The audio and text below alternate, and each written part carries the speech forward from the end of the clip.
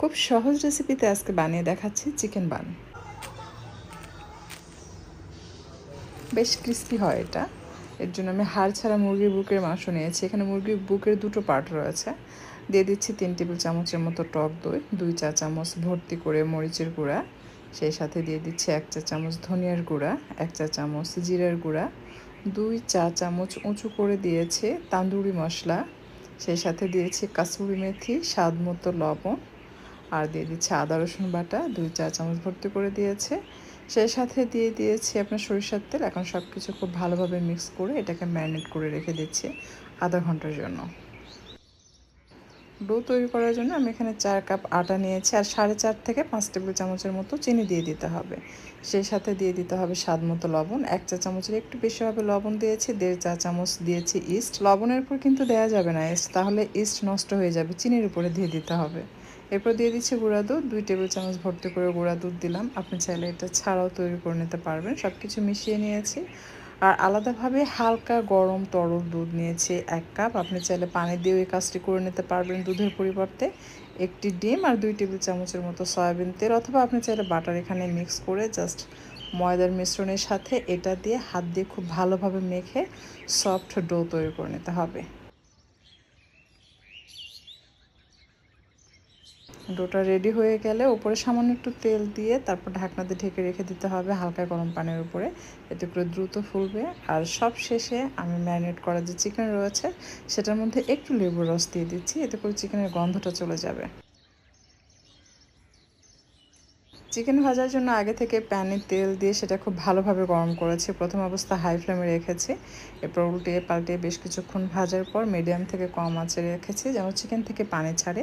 এরপর চিকেন থেকে যে পানি ছেড়েছে সেটাতে চিকেন সেদ্ধ হয়ে আসলে যখন মাখা মাখা হবে সেই পর্যায়ে পেঁয়াজ আর টমেটো দিয়ে জাস্ট এটাকে মিক্স করে আমি নামিয়ে ফেলবো। চিকেনের পুর আসলে এক একজন এক একভাবে তৈরি করে, এটা খুব সহজ এবং সিম্পল প্রসেস। এর মাঝে আমাদের ডোটা কিন্তু ফুলে ডাবল হয়েছে, 4 গুণ 5 গুণ হয়ে যে বাটি ভর্তি হয়েছে তা না। আপনি যদি আরও একটু সময় বেশি রাখেন তাহলে পুরো বাটি ভর্তি হয়ে যাবে। চিকেন ম্যারিনেট করা এবং ভেজে নিতে যতটুকু সময় লেগেছে তার মধ্যে ডোটা যতটুকু ফুলেছে, এরপর আমি এটা থেকে অল্প পরিমাণ ডো নিয়ে সুন্দরভাবে রুটি বানিয়ে নিয়েছি। চারপাশে একটু পাতলা করবেন, রুটির মাঝখানে যেন একটু মোটা থাকে। এরপর এটাকে জাস্ট গোল করে রুটি তৈরি করে নিতে হবে। আমি চারপাশে একটু ডিম লাগিয়ে নিয়েছি যেন খুলে না যায়, প্রয়োজন হয় না, জাস্ট এমনিও ভালোভাবে একটু মানে এই যে অংশটা এটাকে এভাবে পেঁচিয়ে পেঁচিয়ে লক করে দিলেই খুলে যায় না।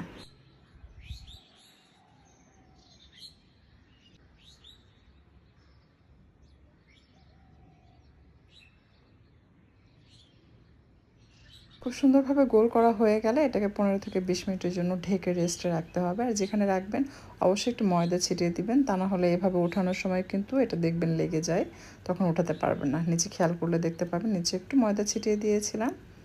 আর এখন একটা একটা করে এগুলো ভেজে নিচ্ছে।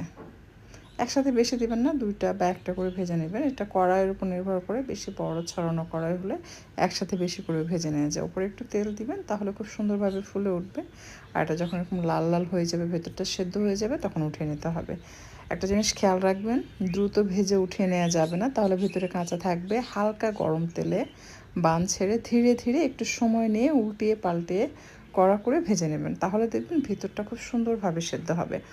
যদি তেলে ভেজে খেতে না চান সেক্ষেত্রে আপনি প্যানে হালকা পরিমাণ তেল ব্রাশ করে এপিঠ ওপিঠ উল্টিয়ে পাল্টিয়ে কিন্তু এটা ভেজে নিতে পারবেন, অথবা আপনি চাইলে ওভেনেও বেক করতে পারবেন।